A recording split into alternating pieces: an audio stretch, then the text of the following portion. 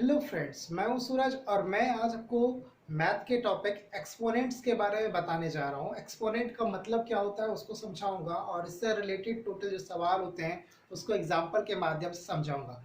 ये basically 9th class 7th class में भी आपने पढ़ा है, तो बेसिक से स्टार्ट करेंगे ताकि आपका पूरा क्लियर हो जाए, कि जो कॉन्सेप्ट है वो पूरा क्लियर हो जाए। तो देखते हैं कि क्या करना है इसमें और कैसे समझना है। सबसे पहले एक्सपोनेंट कैसे समझा जा सकता है कि ये एक्सपोनेंट है या नहीं। देखिए, कभी कभी क्या होता है कि कुछ नंबर्स हैं, जैसे कि मान लीजिए 2 मल्टीप्लाई 2 मल्टीप्लाई 2 मल्टीप्लाई 2 इस तरह से है, और आपको बोले कि नहीं मल्टीप्लाई करके बताइए और इसको इजी लिखने के लिए बताया है।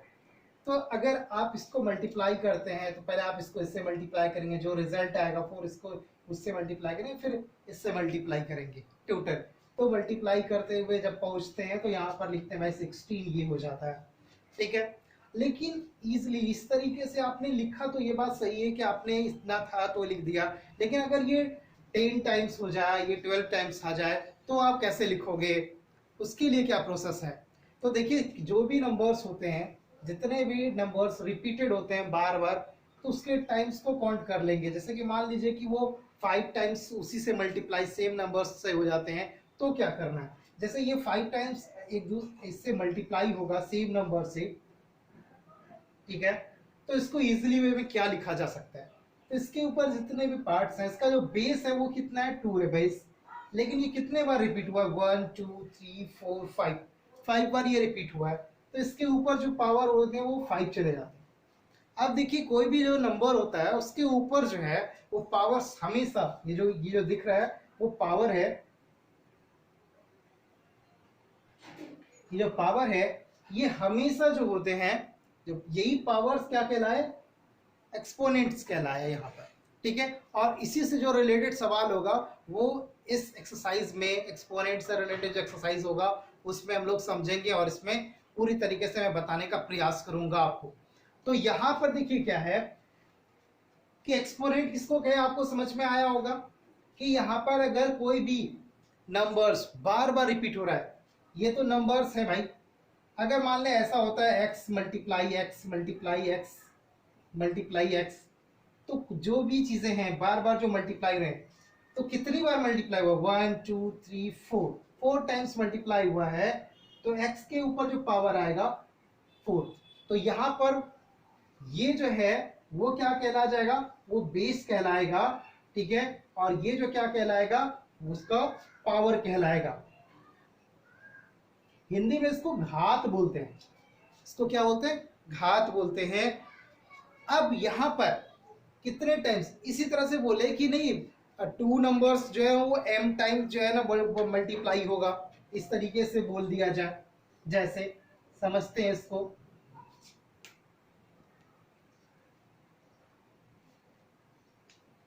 मिट नहीं रहा तेजी से। तो यहाँ पे देखिए, अगर ऐसा बोला जाए कि हमारा जो 2 है वो इस तरह से n टाइम्स आएगा। कितना टाइम्स आएगा? n टाइम्स आएगा। इस तरह से मल्टीप्लाई होते होते जो है ना वो होते होते कितना चला गया? m टाइम्स चला गया। तो क्या होगा? कितने टाइम्स है ये हमें नहीं पता कि कितना ही कितना होगा। तो यहाँ पर क्या करेंगे? 2 टू दी पावर जो है m होगा, ये जो बेस है ये हमारा पावर, यही क्या कहलाएगा? एक्सपोनेंट कहलाएगा। ये हमारा बेस कहलाया। ठीक है, अब इसके बारे में जो स्टडी करके बताता है हमको, वही क्या कहलाता है? एक्सपोनेंट कहलाता है। एक्सपोनेंट से रिलेटेड इसको इंडीज भी कहते हैं यहाँ पर। ठीक है, अब कैसे आप किसी चीज को सॉल्व करोगे? मान लीजिए कि ऐसा बोला जाए, आपको एक सवाल देते हैं। आपको सवाल बोलता है आपका कि x जो है वो x करते हुए वो 10 टाइम्स है।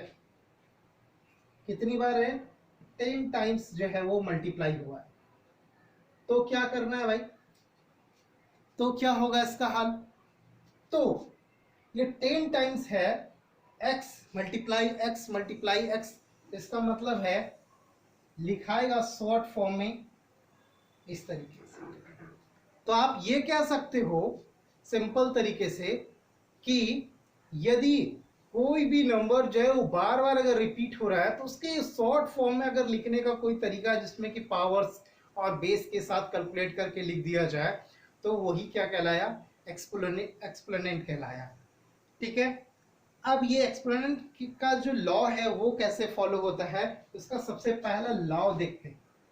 ये तो मैंने एग्जांपल के माध्यम से कुछ समझाने का प्रयास किया, अब कुछ लॉज देखते हैं कि क्या है इसमें।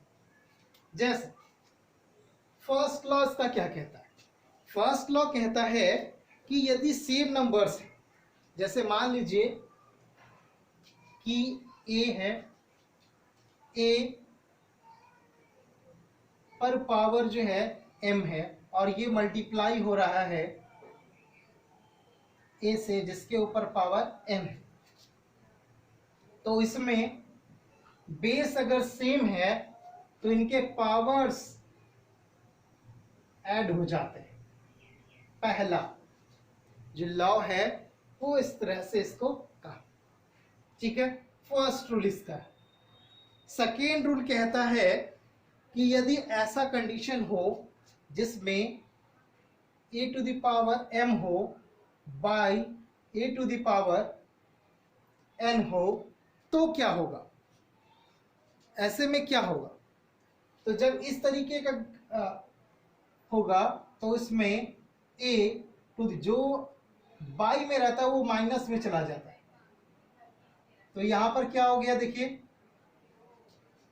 a to the power m minus n हो गया ये।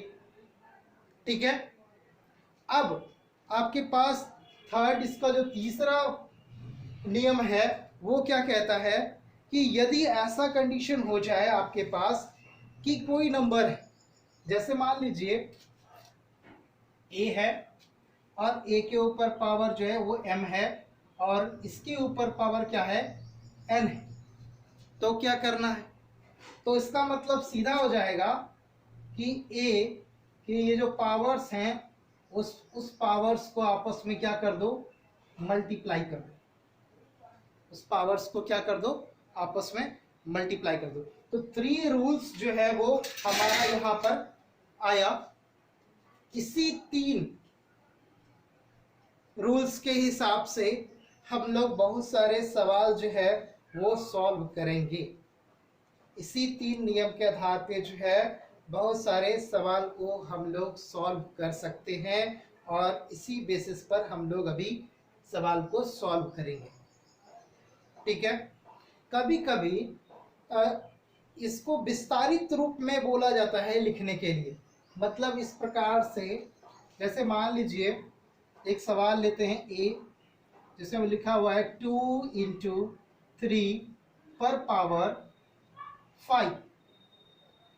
ठीक है, अब इसे किस प्रकार से लिखेंगे विस्तारित रूप में, तो 2 टू दी पावर 5 इंटू 3 पर पावर 5।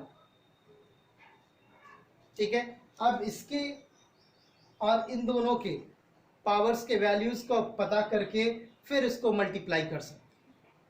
लेकिन यहाँ पर आप ऐसा भी कर सकते हैं कि ये दोनों को आपस में मल्टीप्लाई कर दीजिए और उसके बाद उसके पावर्स, इस तरीके का भी आप कर सकते हैं। लेकिन हम दोनों को क्या कर दिया, अलग बोलेगा कि नहीं एक्सपेंडेड फॉर्म में इसको लिखा जाए, तो आप उस तरीके से लिखेंगे। एक और बात को समझाने का प्रयास में करता हूं आपको, जैसे कि स्क्वायर रूट, कहीं पर देखे होइएगा स्क्वायर रूट है, कहीं पर स्क्वायर रूट रहता है किसी नंबर्स के ऊपर। एक 4 नंबर लेते हैं, जैसे मान लीजिए इस तरीके का है, तो इसके ऊपर पावर्स क्या है, स्क्वायर रूट जब रहते हैं तो इसके ऊपर पावर्स हो जाते हैं 1/2, 1/2, यहाँ पर इसके ऊपर पावर हो। अब इसमें से एक एक करके सभी एग्जाम्पल से रिलेटेड सवाल को भी देख लेता हूं, ताकि मेरा जो नेक्स्ट वीडियो आए और या मैं आपको जो सवाल दूं आप वो भी बना सको। तो सबसे पहले ये वाला पार्ट को देखते हैं। आपके पास इस तरीके का है और इसको सॉल्व करना है, तो क्या आता है आपके पास 2 पर पावर 5 मल्टीप्लाई 2 पर पावर 6। ये सवाल है आपका, क्या हल होगा? बेस 2 रहेगा, पावर्स आपस में क्या हो जाएंगे? जुड़ जाएंगे। पावर्स आपस में क्या हो जाएंगे? इसके जुड़ जाएंगे। तो क्या हो गया भाई यहाँ पर? देखिए, ये दोनों पावर्स आपस में जुड़ गए, 2 टू द पावर क्या हो गया? 11 हो गया। इस तरीके से दूसरा नंबर सवाल देखते हैं। कहता है इस तरीके का घटना है, कहीं पर वहां पर लिखा हुआ है 3 पर पावर लिखा हुआ है 6 और लिखा है यहाँ भी आपका 3 है, पावर लिख दिया है 2। सॉल्व करना है तो 3 पर पावर 6 माइनस 2। अब इसको सॉल्व करेंगे तो क्या आ जाएगा? 3 टू द पावर 4। देखिए, अगर इसका वैल्यूज को आप मल्टीप्लाई करके कितने टाइम्स का कितना वैल्यू होता है वो कर सकते हैं, बिल्कुल इसका भी वैल्यू को मल्टीप्लाई करके कर सकते हैं, लेकिन शॉर्ट फॉर्म में इसको इस तरह से लिख सकते हैं। अब देखिए 3 नंबर वाला देख लेते हैं कि इस तरीके का कोई घटना है जिसमें लिखा हुआ है आपका 5 टू द पावर 2 और इधर 3। इसका मतलब क्या होगा कि 5 इंटू 2 इंटू 3, तो 5 पे पावर क्या हो गया? 6 हो गया। तो इस तरह से एक बेसिक मैंने आपको बताने का बेस मैंने तैयार किया कि एक्सपोनेंट को किस प्रकार से आपके सामने में रखा जाए। मैं एग्जाम्पल के माध्यम से और चैप्टर के बेसिस पे फर्स्ट चैप्टर सेकेंड चैप्टर में जितने भी एक्सरसाइज हैं मैं बताने का प्रयास करूंगा। अगर मेरा ये वीडियो आपको पसंद आए तो लाइक करेंगे, अगर आप मेरे चैनल पर नए हैं तो चैनल को सब्सक्राइब करेंगे, साथ में बेल आइकन को दबा देंगे ताकि आपको मेरे चैनल पर अपलोड होने वाले तमाम वीडियोस के नोटिफिकेशन मिल सके। तब तक के लिए जय हिंद, जय भारत।